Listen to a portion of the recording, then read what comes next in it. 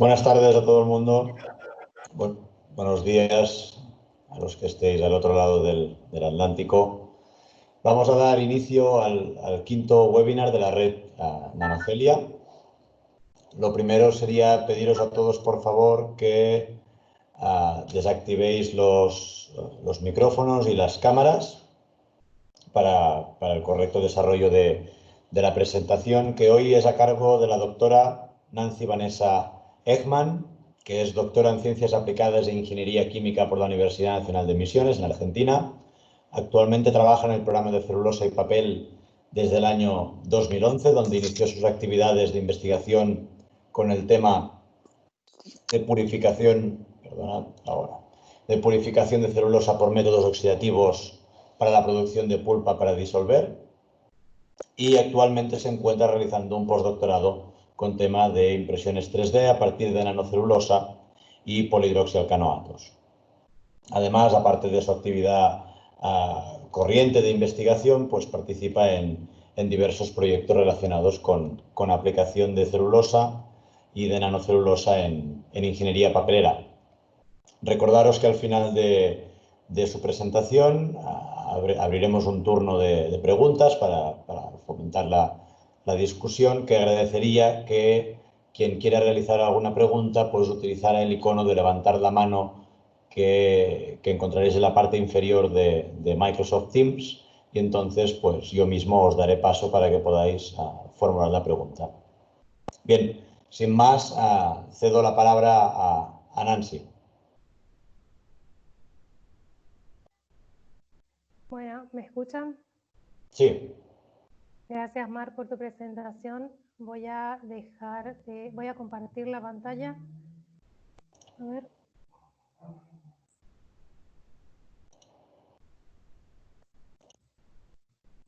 ¿Se ve ahí?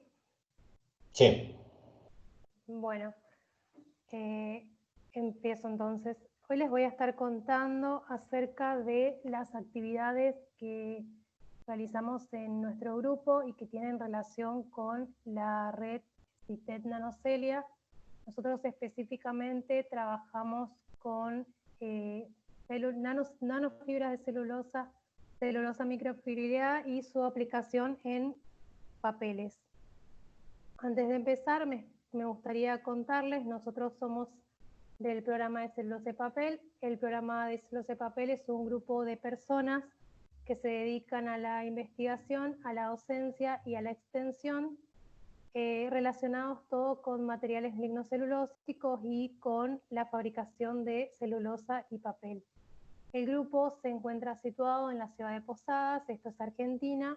La ciudad de Posadas está al sur de la provincia de Misiones, al nordeste de Argentina y limitando con Brasil y Paraguay. Si para darles una referencia un poco más conocida, estamos a 300 kilómetros de las cataratas del Iguazú, que es una masa de agua que tiene más o menos 275 saltos y que se considera una de las 7 maravillas naturales del mundo.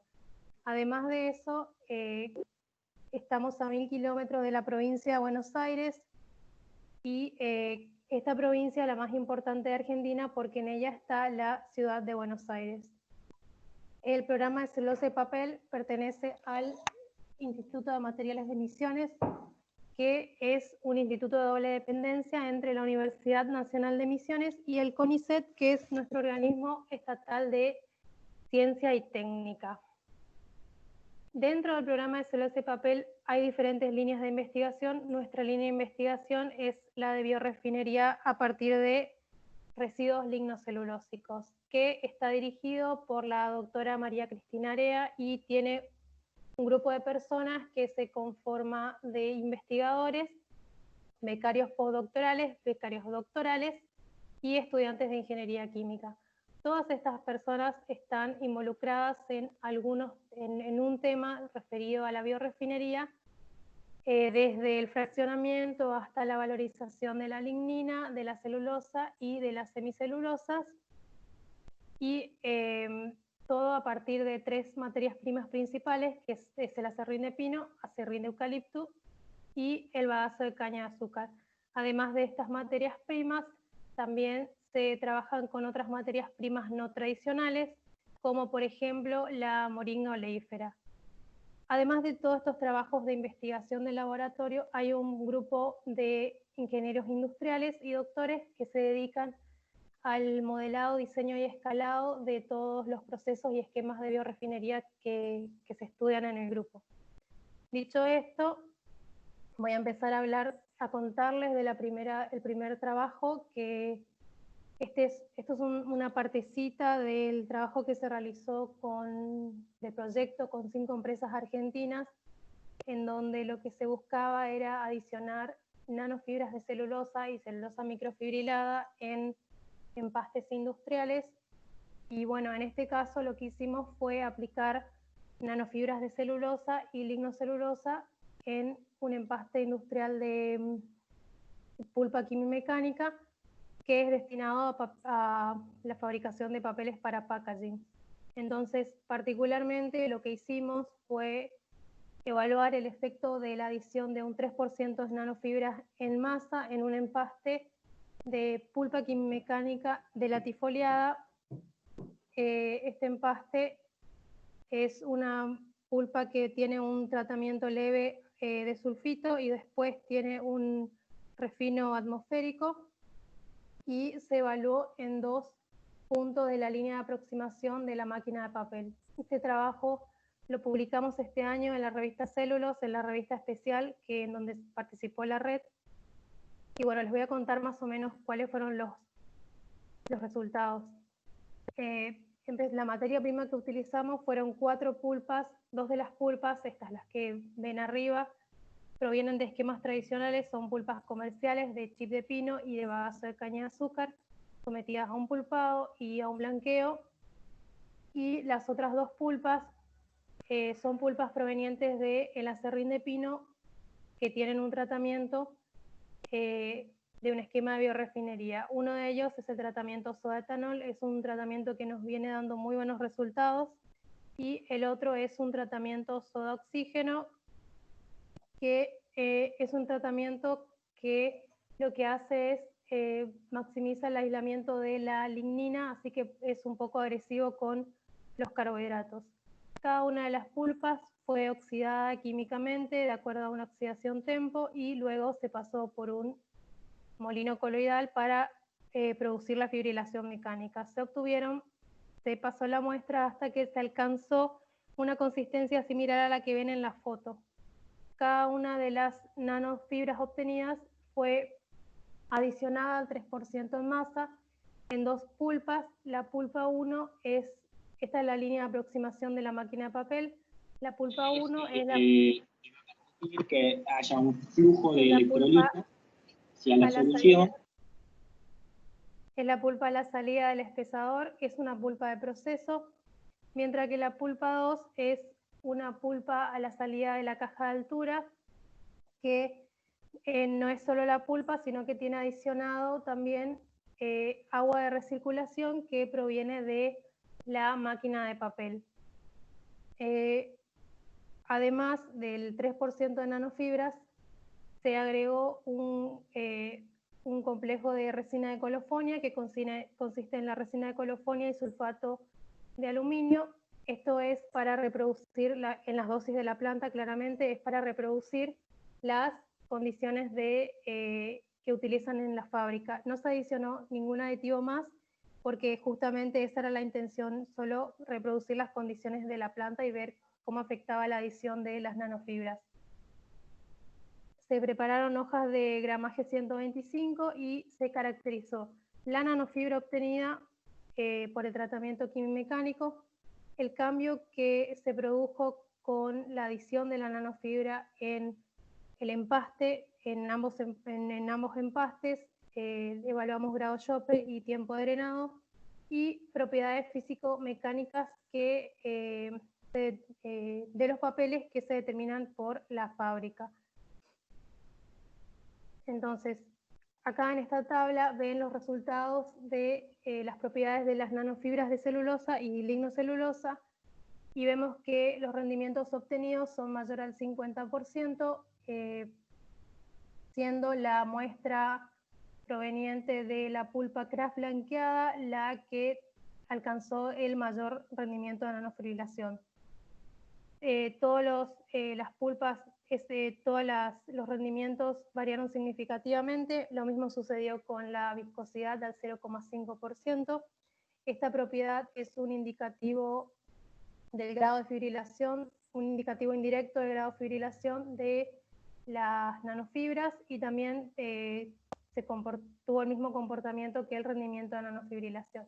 Se encontraron para estos rendimientos diámetros menores a 12 nanómetros, esto fue determinado por IFM, y el comportamiento de la tasa de carboxílicos y la demanda catiónica también fue significativo entre las nanofibras y tuvo la misma tendencia que el rendimiento y la viscosidad. Vamos al empaste.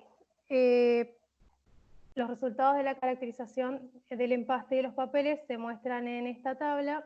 Se puede ver un incremento bastante significativo en el grado Shopper. Se puede ver que en la pulpa 2 el incremento es un poco menor que respecto a la pulpa 1, y esto puede deberse a la influencia del agua de recirculación en el empaste.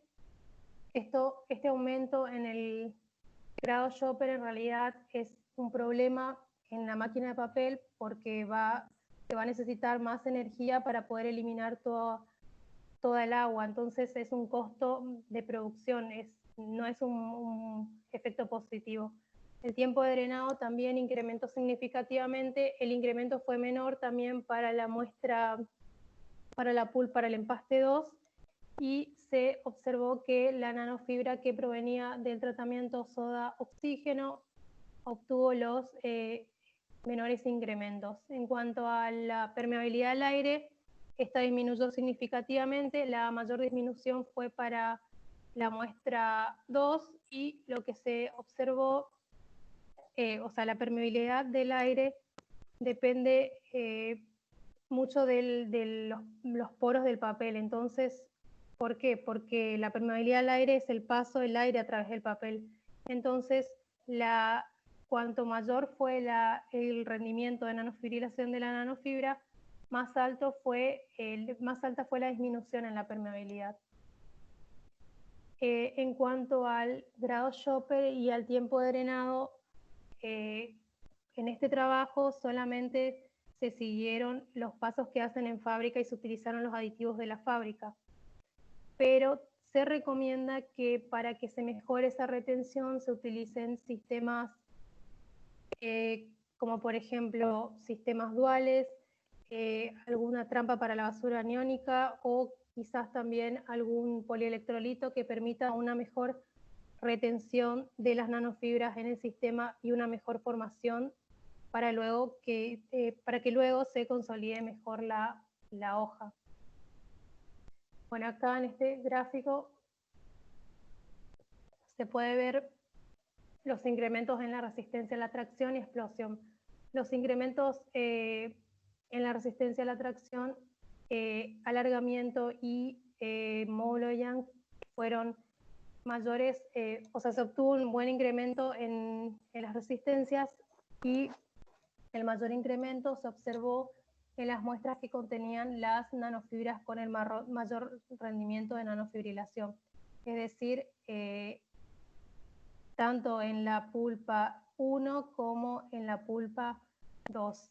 Los incrementos fueron menores al 40%, los incrementos en el índice de explosión también fueron menores al 21%, y también fueron los mayores incrementos fueron para las nanofibras, para las muestras que tenían las nanofibras con mayor rendimiento. Para tener una idea de de por qué aumenta la tracción, en realidad esto se debe a que, por ejemplo, cuando uno refina la fibra, se genera una fibrilación interna y una fibrilación externa. En la fibrilación externa lo que sucede es que se forman como unas fibrilas o pelitos en la fibra, y eso permite que haya más zonas de unión entre fibra y fibra, y eso hace que la fibra se una mejor. Entonces las nanofibras están cumpliendo ese mismo efecto. Entonces, a mayor rendimiento de nanofibra, más nanofibras tengo y por lo tanto el incremento en el índice de tracción va a ser mayor. Y esto es lo que se ve en esta correlación. Se puede ver que el bagazo está fuera de la linealidad de la correlación, pero es porque esto puede verse por la longitud de la fibra del bagazo, es un poco menor a la del pino, así que puede ser que esté debiéndose a eso.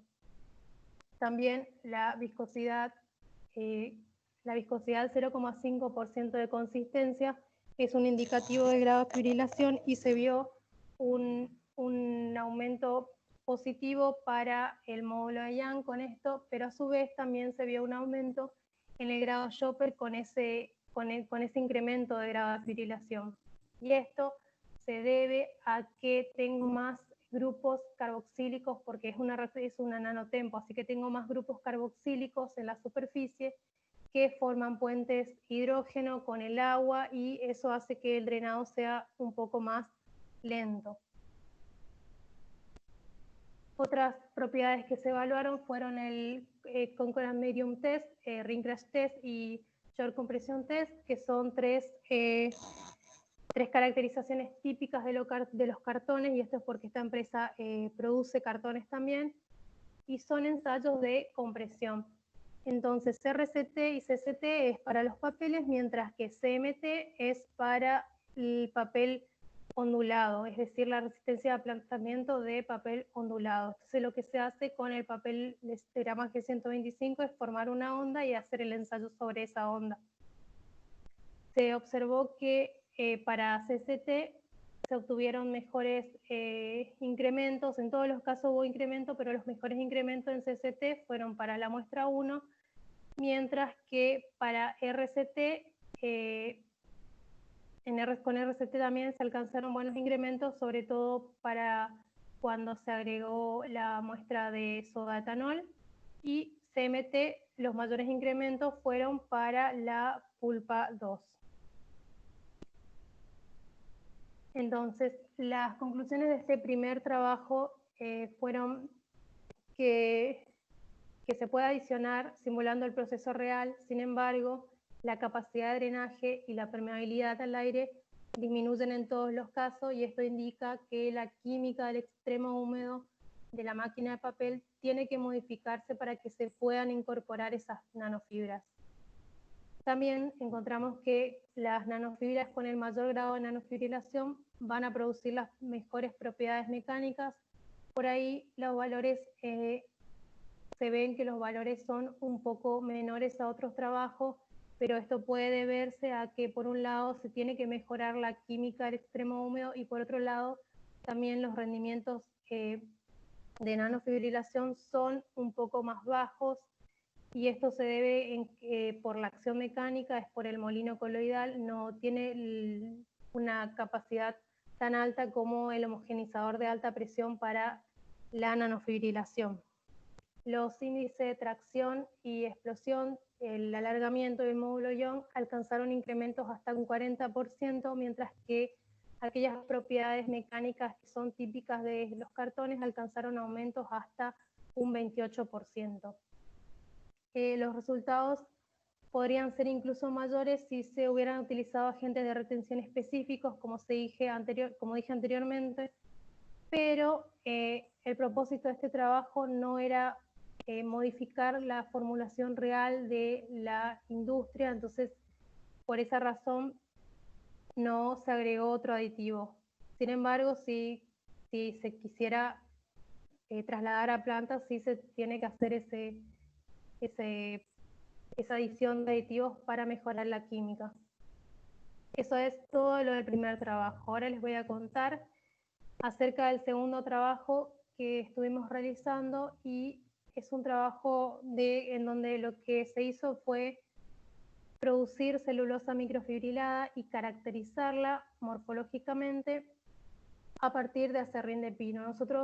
A partir de pulpas de acerrín de pino. Nosotros veníamos probando diferentes métodos de obtención de nanofibras de celulosa y celulosa microfibrilada a partir de las pulpas de acerrín de pino. Esto es un nuevo esquema para la obtención de celulosa microfibrilada. Entonces, Este trabajo se hizo a través de una pasantía que lo realizó la ingeniera Giselle González en la Universidad de Concepción en Chile a través de la red CITED Nanocelia, y también realizó algunas mediciones por medio de la red también en Brasil, en Curitiba, en la Universidad Federal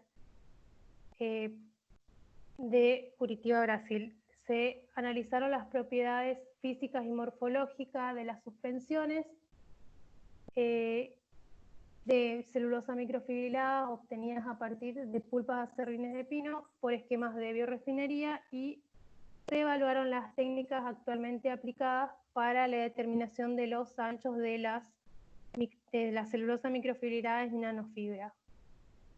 Entonces lo que hizo Giselle fue partir de 5 pulpas de laboratorio, pulpas de acerrín de pino que tenían un pulpado sodatanol y sodantraquinona y crack. Son las pulpas, esta pulpa y estas son las pulpas que nosotros estudiamos con nuestras materias primas, y además utilizó 5 pulpas de referencia que incluían pulpas industriales y comerciales provenientes de chip de pino, chip de eucalipto, bagazo de caña, y también se utilizó, no sé si recuerdan del trabajo anterior, la pulpa 1, que es una pulpa quimimecánica sin blanqueo, que proviene de chips de latifoliadas.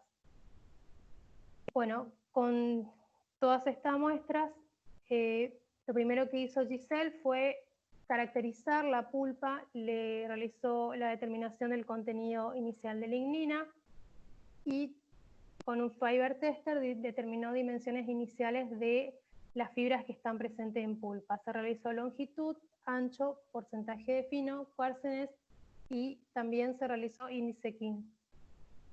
Este es el esquema de trabajo.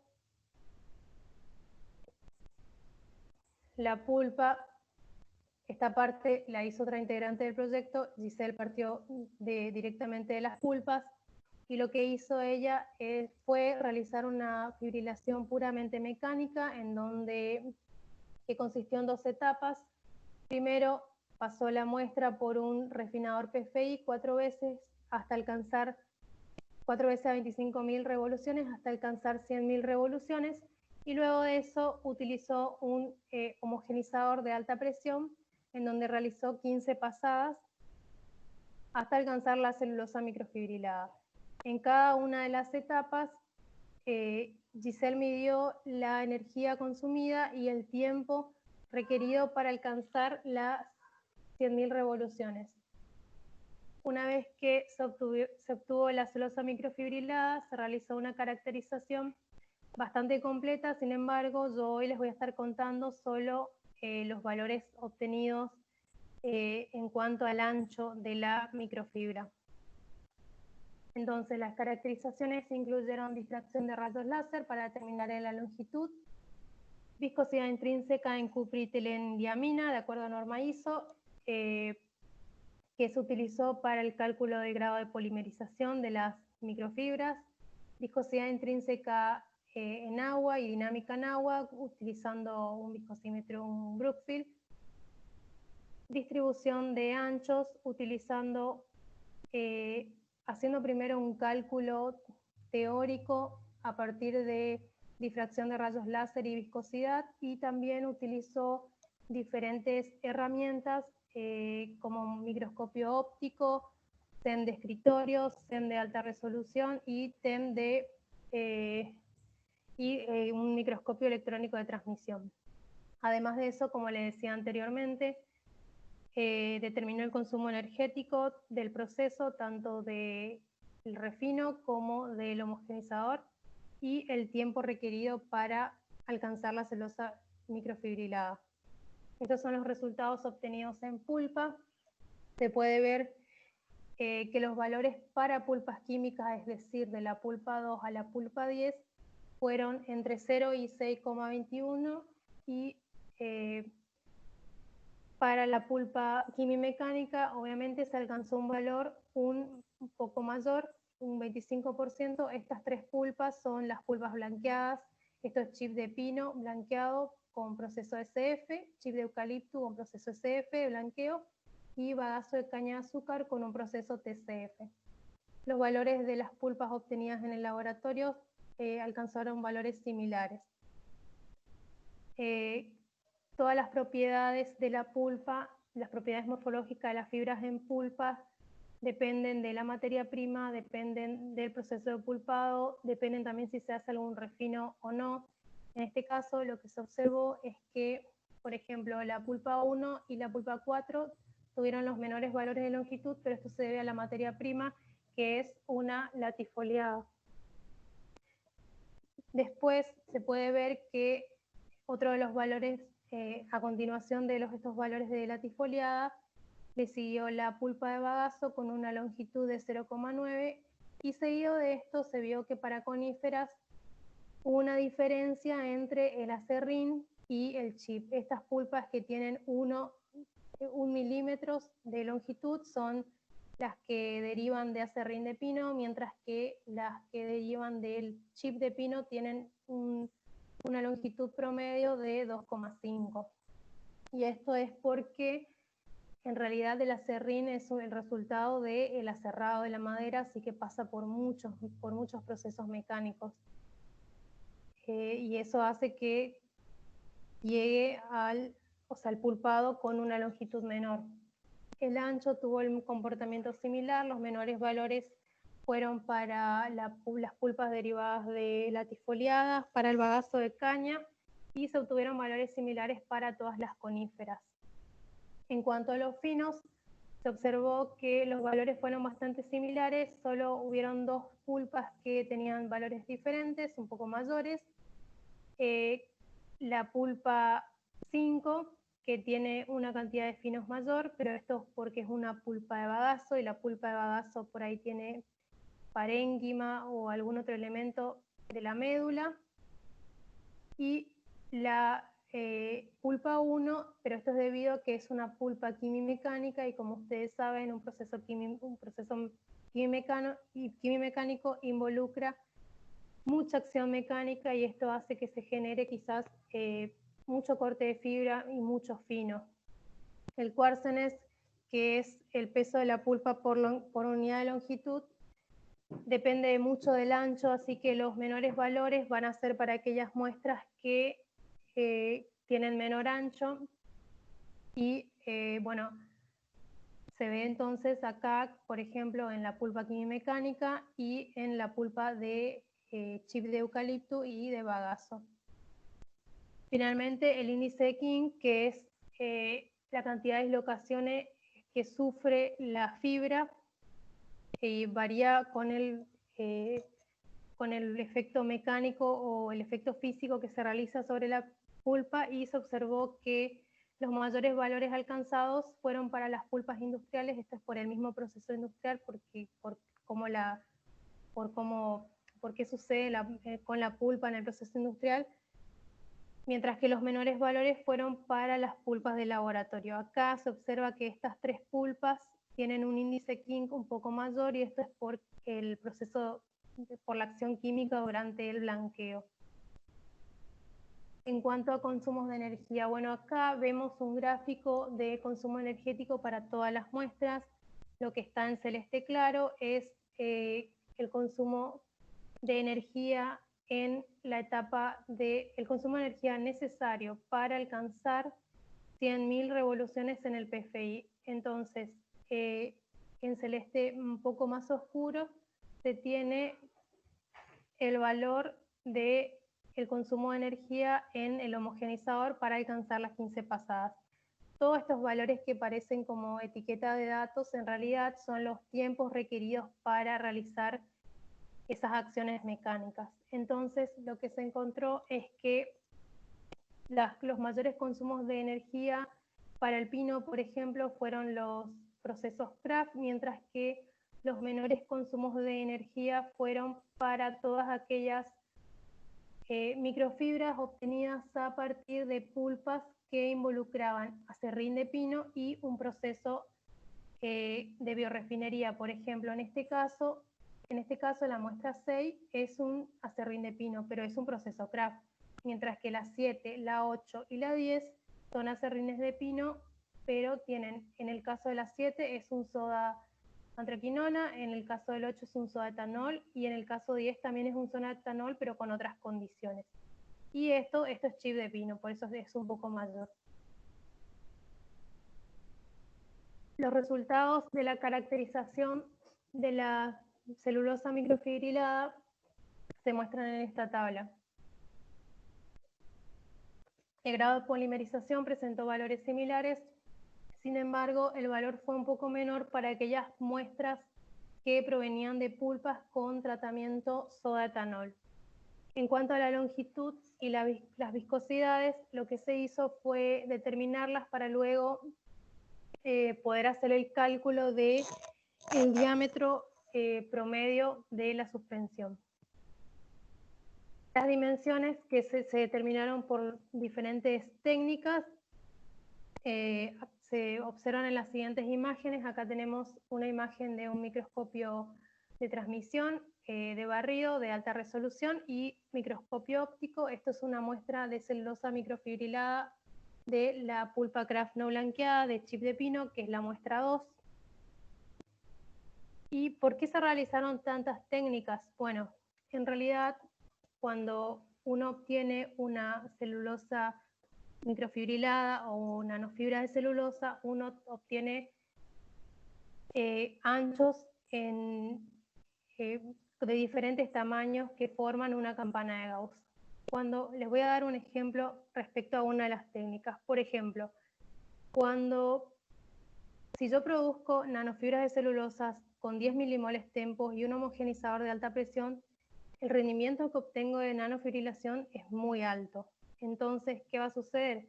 Que si yo llevo mi muestra a un IFM y le realizo determinación de diámetros hasta encontrar un diámetro promedio dentro de una distribución, ese diámetro obtenido medio me va a representar el 95% de toda mi muestra, lo cual está bien, es una media representativa. Pero ¿qué pasa a medida que ese rendimiento de nanofibrilación va bajando? Bueno, por ejemplo, en el caso del trabajo anterior, en donde yo obtuve un 50% de rendimiento de nanofibrilación, si yo voy a un IFM y determino un promedio de anchos de nanofibras, esa media me representa el 50% de mi muestra, es decir, que el otro 50% yo tengo otros anchos de nanofibra que nos está midiendo por esa técnica. Esto empeora con la celulosa microfibrilada porque los rendimientos son muy bajos. Los rendimientos de nanofibrilación incluso llegan a ser menores al 10%. Entonces, esa media que yo determino por IFM no es representativa. Entonces, ahora vamos a ver los resultados que le dieron a Giselle. Les voy a mostrar, les muestro las de las pulpas de laboratorio. En microscopía óptica, a Giselle le dio una media mayor a una micra para un porcentaje de muestra. En este caso nosotros no hicimos el fraccionamiento, pero podemos ver que por las diferentes técnicas se obtienen diferentes tamaños medios de nanofibra. Entonces, en microscopía óptica se obtuvo una media entre 1,2 y 1,5. Después, cuando la misma muestra se procesó con un SEM de escritorio, se obtuvo otra media. Esta media fue variando entre un 90 y un 120 nanómetros de ancho. Pero ¿qué pasó cuando pasamos al SEM de mayor resolución? Bueno, se encontró que habían diámetros menores. Entonces, viendo bien las imágenes del SEM, lo que se observó fue que, del SEM de escritorio, lo que se observó fue que estas medidas quizás no, en las imágenes no se detecta bien el borde, entonces por ahí lo que puede suceder es que el ancho que se mida sea un poco mayor al ancho real de la nanofibra.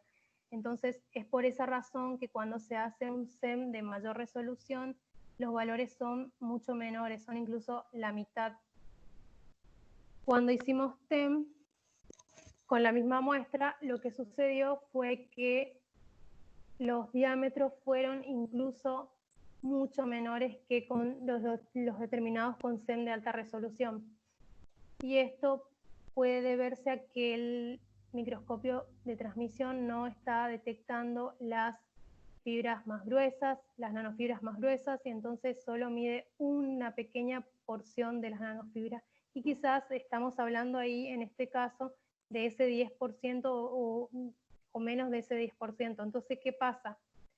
No estamos midiendo el 90% de los anchos restantes. Finalmente, también se hizo el cálculo teórico y se encontró que el valor obtenido por este método es muy similar al valor de TEM, y puede ser porque en este caso solo se está midiendo la fracción nanométrica con el método.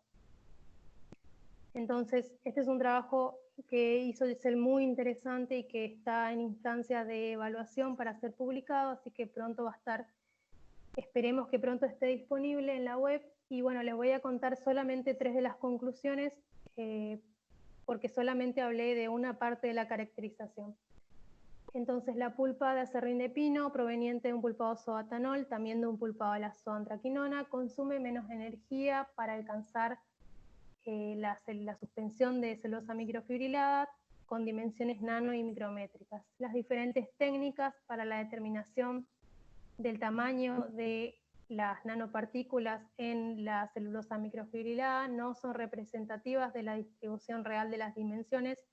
Mi campana de Gauss de las distribuciones es mucho más amplia que una nanofibra con mayor rendimiento.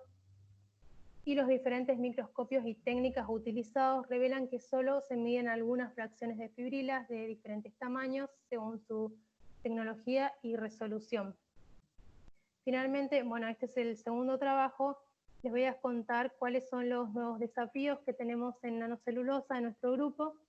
Primero, estamos trabajando hace más o menos un año en el secado de celulosa, nanofibra de celulosa y celulosa microfibrilada para facilitar su transporte por una combinación de tratamientos mecánicos y químicos, y evaluando los cambios de las propiedades de las nanofibras y su aplicación en papel seco y tal cual.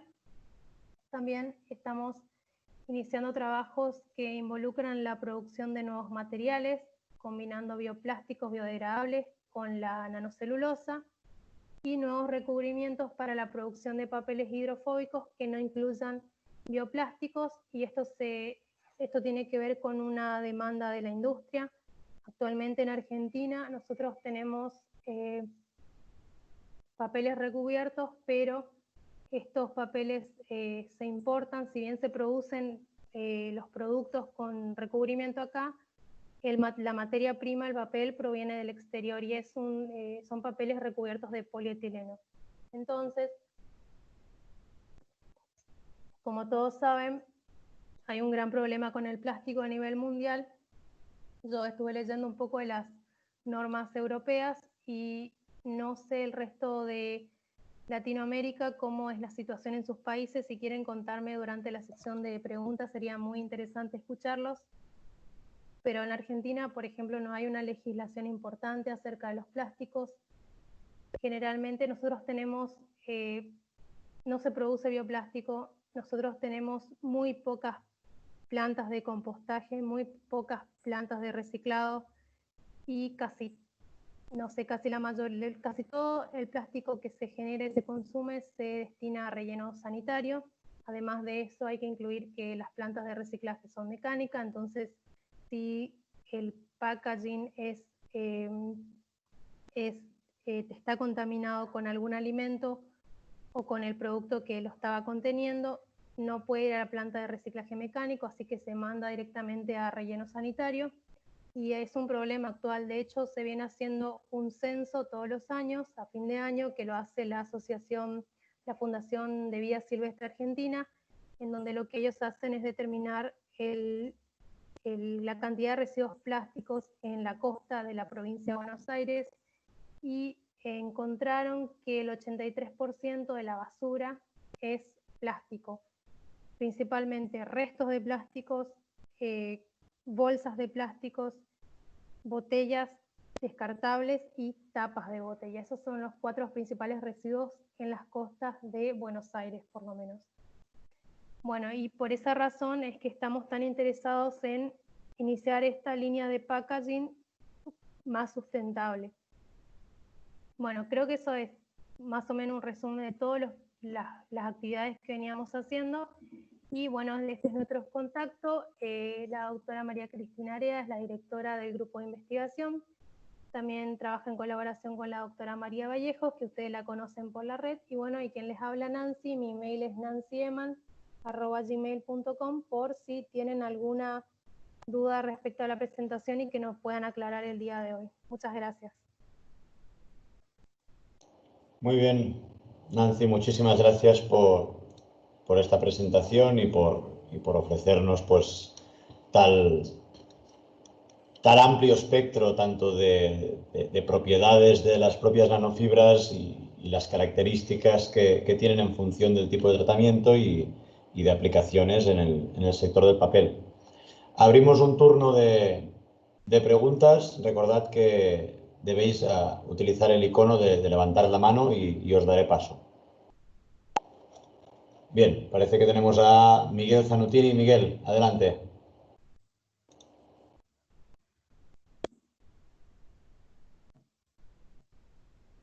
Miguel, tienes el micrófono silenciado. Sí, Ahora sí. Perfecto. No, Nancy, felicitaciones por la presentación, muy clara, y tomaste muchos aspectos que son claves de lo que es nanocelulosa, me parece. Así que, excelente. Te hago una pregunta que no entendí muy bien solamente. Cuando decís que usás difracción de rayos X para determinación del largo, no sé si del largo de las nanocelulosas, del largo de las fibras. ¿Entendí bien?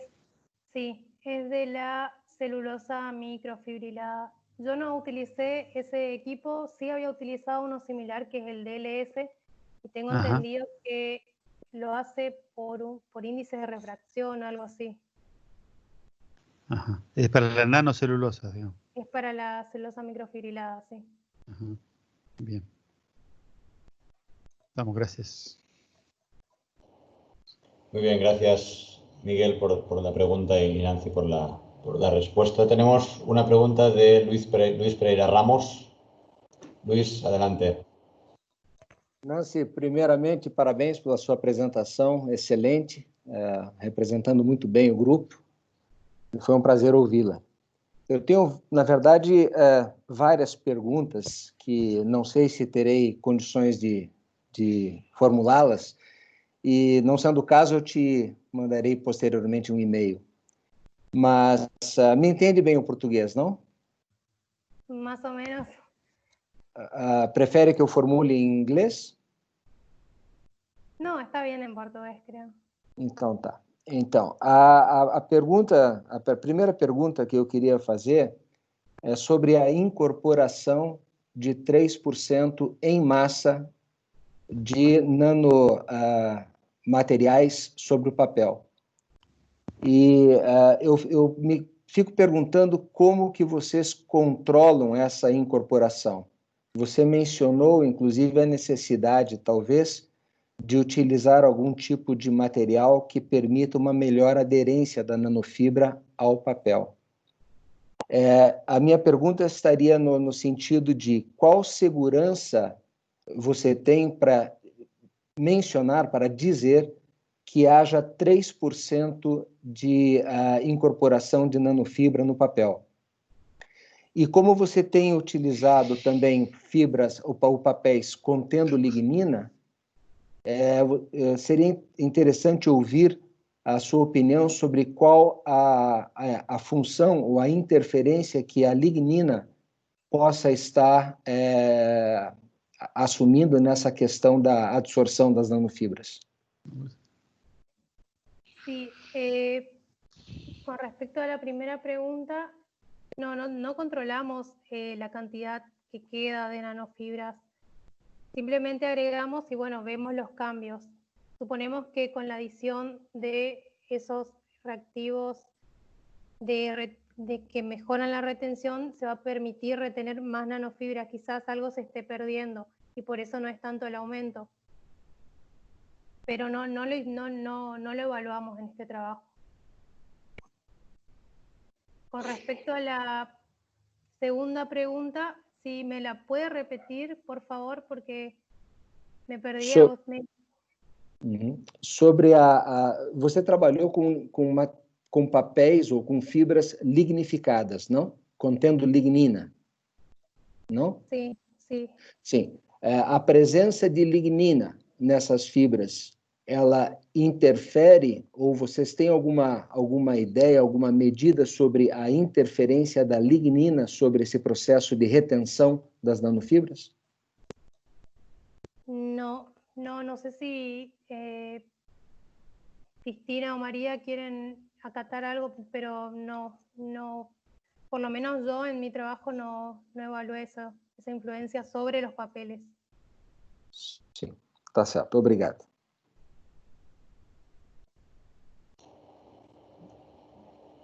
Bien, gracias Luis por la pregunta. Nancy, si me lo... Parece que Cristina quería intervenir. No. Bien. Nancy, si me lo permites, como coautor... Perdón. Vale, sí. Adelante. ¿Sabes qué pasa? No encuentro la mano. Vale, bueno, ya te oímos, así que adelante, Entonces, por Cristina. eso abrí el micrófono. Vale. Primero quería decirle a Miguel que no es difracción de rayos X, es rayos láser la medición. Que por eso, de ahí viene la confusión. Y después, con respecto a lo que decía Luis, en realidad nosotros lo que hemos comprobado, o sea, la comprobación de la retención la hacemos mirando la porosidad, ¿viste? Cuando te empieza a cambiar la porosidad al aire y cuanto más retiene, más te baja. Entonces, si bien no es cuantitativa la medición, pero se ve muy claramente ahí, comparativamente, el descenso de la porosidad. No, eso nomás.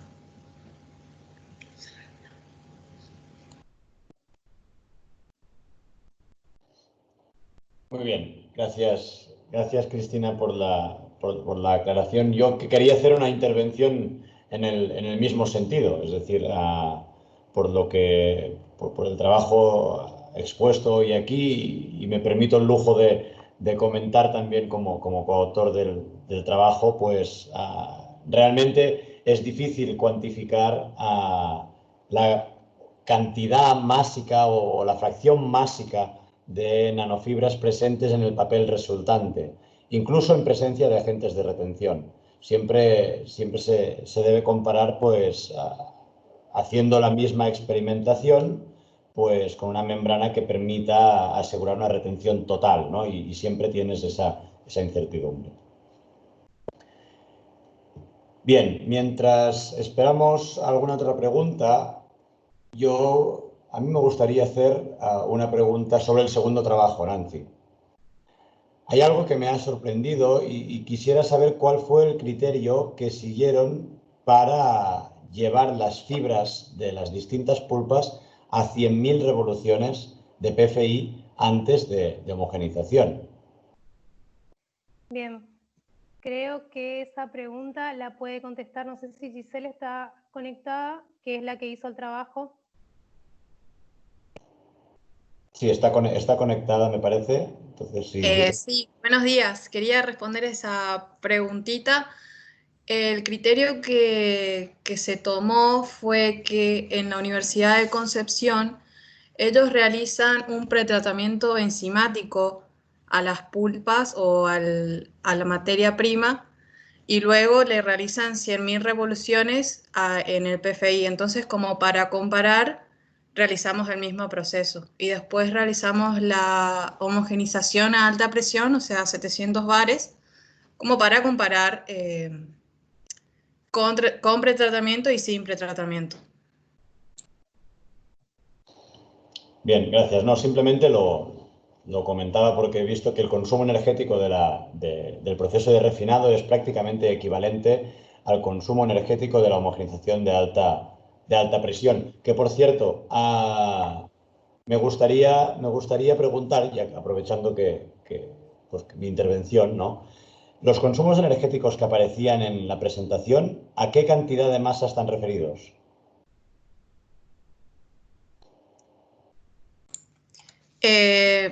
Pasa que ahí no se veía en la barrita, capaz, intervenía el tema del Microsoft Teams.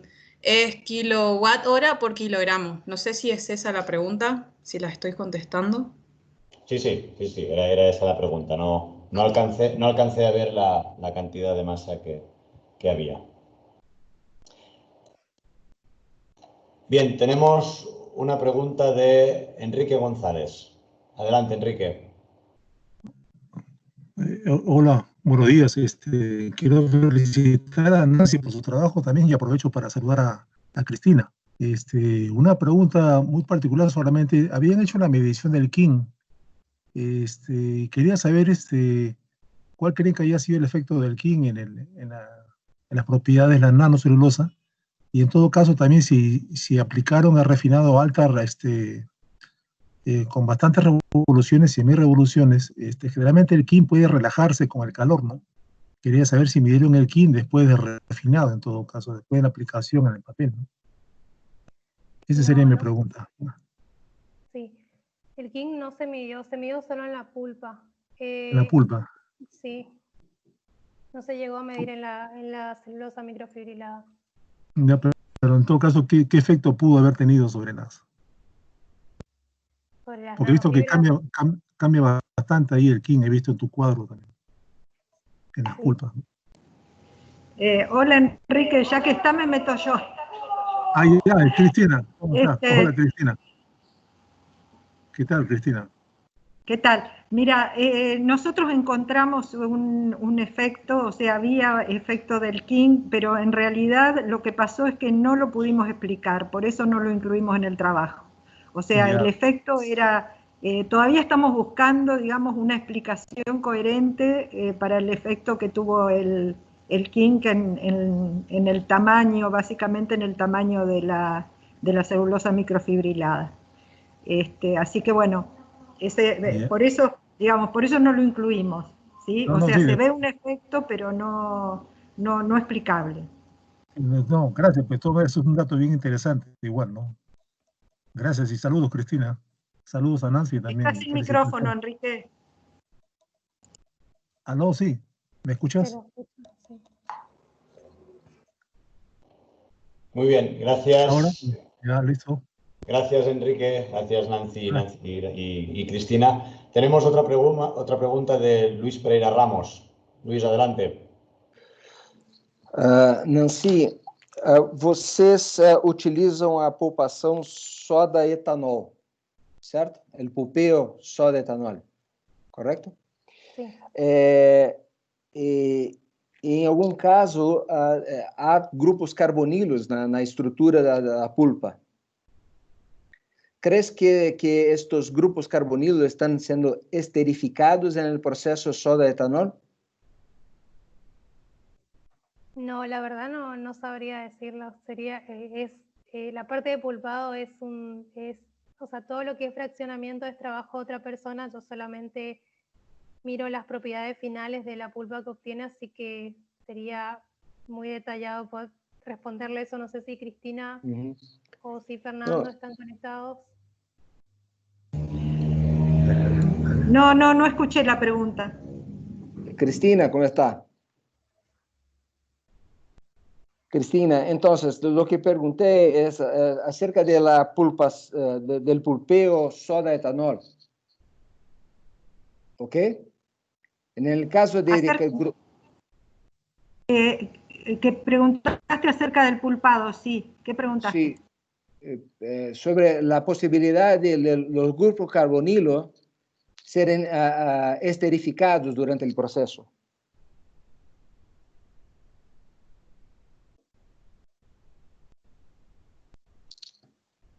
¿No me escucha?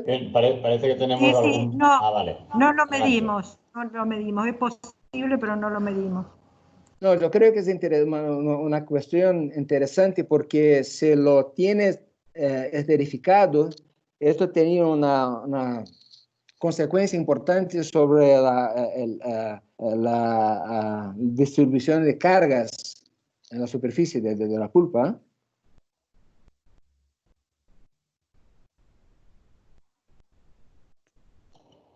Ahí está. Bien, sí. No tiene sí. problema. Sí, sería interesante medirlo, si no, no lo hemos medido. Ok, gracias. Bien, gracias Luis por la pregunta. Tenemos otra pregunta de Piedad Gañán. Adelante, Piedad. Buenos días a todos. Muy interesante el trabajo. Solo tenía una pregunta pequeña. ¿Podrían comentarnos algo si vieron cambios en la cristalización con los diferentes procesos que hicieron, sobre todo con los procesos mecánicos?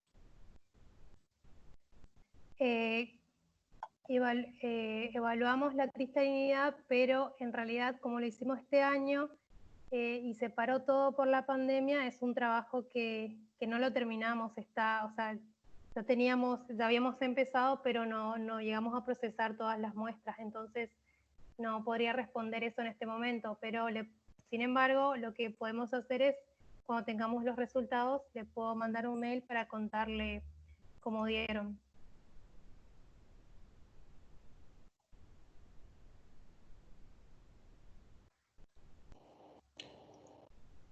Bien, no sé si Piedad alcanzó Muchas gracias. Vale, sí, perfecto. Sí, lo escuché, es que no se me activaba el micrófono. Sí, muchas gracias, sí nos interesa, porque nosotros acá hacemos muchos tratamientos mecánicos y hemos apreciado pues variaciones interesantes, pero ese es un tema que sigue siendo clave de trabajar. Muchas gracias. Muy bien, pues parece que no tenemos más preguntas, además ya son las 5, vamos justo en horario, así que si no hay ninguna otra intervención lo dejaríamos aquí. Nuevamente agradecer a la doctora Nancy Vanessa Ekman por su participación hoy aquí, a la red Nanocelia y a todos ustedes por su participación una semana más. Muchísimas gracias y que tengan un buen día o unas buenas tardes.